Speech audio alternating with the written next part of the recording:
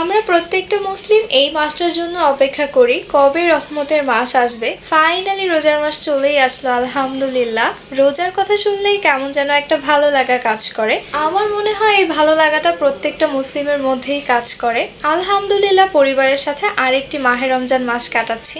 আসসালামু আলাইকুম এভরিওয়ান, কি অবস্থা সবার? আমার আজকের এই ব্লগটা হচ্ছে ফার্স্ট রোজার ব্লগ, বাট ব্লগটা দিতে একটু লেট করে ফেললাম আমি। দেখতে দেখতে কিন্তু 3টা রোজা চলে গেল। তবে ব্যাপার না, ইনশাল্লাহ রোজার আরো ব্লগ আমি আপলোড দিব। দেখতে দেখতে কিভাবে যেন 3টা রোজা পার হয়ে গেল টেরও পেলাম না, মানে সময়গুলো খুব তাড়াতাড়ি চলে যাচ্ছে। যাই হোক, ফার্স্ট রোজায় আজকে আম্মু ইফতারিতে কি কি আইটেম বানাচ্ছে সেটা দেখতে হলে আপনাদেরকে পুরো ব্লগটা দেখতে হবে। অলরেডি আম্মু প্রিপারেশন নেওয়া স্টার্ট করে দিয়েছে। আর এখানে দেখতে পাচ্ছেন অনেকগুলো টমেটো। আপনারা গেস করেন তো এখানে কয় কেজি টমেটো হতে পারে? বাই দ্য ওয়ে, এগুলো দিয়ে কিন্তু সস দিবে। আপনারা আবার কিছু মনে করবেন না যে এগুলো কি ব্যবসা করার জন্য এনেছে নাকি। আমাদের বাসায় কিন্তু গ্যাসের অনেক প্রবলেম, আমি কিন্তু এর আগের ব্লগেও বলেছিলাম। আপনারা যারা যারা দেখেছেন তারা জানেন। তো আসলে সকাল থেকে শুরু করে একেবারে সন্ধ্যা পর্যন্তই গ্যাসের অবস্থা অনেক খারাপ থাকে, একেবারে নাই বললেই চলে। দ্যাটস ওয়াই আম্মু হচ্ছে গিয়ে ইন্ডাকশন কিনে নিয়ে এসেছে, কারণ এছাড়া কোনোভাবেই পসিবল না রান্না করা।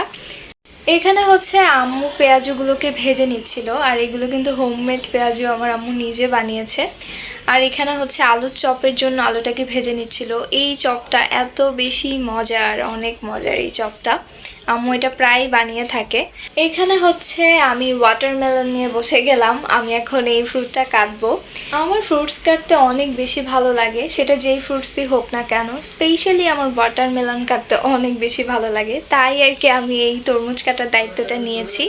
এতে করে আমার আম্মুর একটু হেল্পও হলো, যেহেতু ইফতারির সময় হয়ে যাচ্ছিল, একটু লেটও হয়ে যাচ্ছিল, তো তাড়াহুড়ো করে কাটছিলাম, দেখতেই পারছেন। যদিও এখানে আমি একটু স্পিড আপ করে দিয়েছি, তাও একটু তাড়াতাড়ি কাটছিলাম। আমার ফ্রুটসের মধ্যে সবচেয়ে বেশি পছন্দ হচ্ছে ম্যাঙ্গো আর হচ্ছে ওয়াটারমেলন। আপনাদের কার কোন ফ্রুটস পছন্দ বেশি অবশ্যই কমেন্ট করে জানাবেন, দেখবো আমার সাথে কি কারো মিল আছে কিনা। আমি তরমুজ কাটতে কাটতে ভিডিওর ক্লিপ নিতেই ভুলে গিয়েছিলাম। এসে দেখি আম্মুর বেগুনি ভাজা হয়ে গিয়েছে, প্লাস পেঁয়াজু ভাজাও হয়ে গিয়েছে, মানে একদম শেষ পর্যায়ে। তো এরপর হচ্ছে আমি ভিডিওর একটু ক্লিপ নিয়ে নিলাম। আর এখানে হচ্ছে আবু জিলাপি নিয়ে এসেছিল, তো ওইগুলো আমি একটা সার্ভিং ডিশে সার্ভ করে নিচ্ছিলাম সুন্দর করে। রমজান মাসে ইফতার টেবিলে আমার আইটেমগুলোকে সাজাতে অনেক বেশি ভালো লাগে, এটা আমার আগে থেকেই। সো এই দায়িত্বটা আমিই নিয়ে নেই। এই একটা দায়িত্ব যেটা আমি কাউকে দেই না, সেটা আমি নিজেই করে নেই। আর এখানে হচ্ছে আমি খেজুর নিয়ে নিচ্ছিলাম। ভাজার মধ্যে এই একটা আইটেমই বাকি ছিল, সেটা হচ্ছে ডিম চপ আর আলুর চপ। সো আমি এটা তাড়াতাড়ি করে বানিয়ে দিচ্ছিলাম, যেহেতু ইফতারের সময় অনেক কাছাকাছি চলে এসেছিল।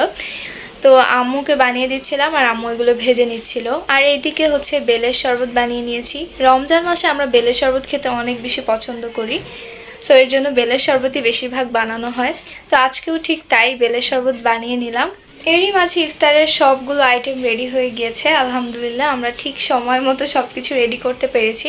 সো এখন হচ্ছে টেবিলে এক এক করে সবগুলো খাবার সার্ভ করা হচ্ছে। অ্যান্ড আমি আমার বোনকে বলেছি যে তুমি এগুলো রাখো, আমি একটু একটু করে ক্লিপ নেই।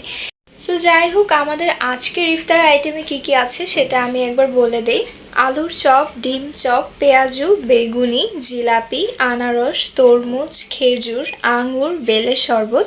আর সবশেষে যেটা রয়েছে সেটা হচ্ছে মুড়ি। মুড়ি না থাকলে তো ইফতারটা অসম্পূর্ণ মনে হয়। রোজায় মেইন আইটেমই হচ্ছে মুড়ি, মানে ভাজা পোড়ার সাথে মুড়িটা থাকতেই হবে, নয়তো আমাদের কাছে অসম্পূর্ণ অসম্পূর্ণ মনে হয়।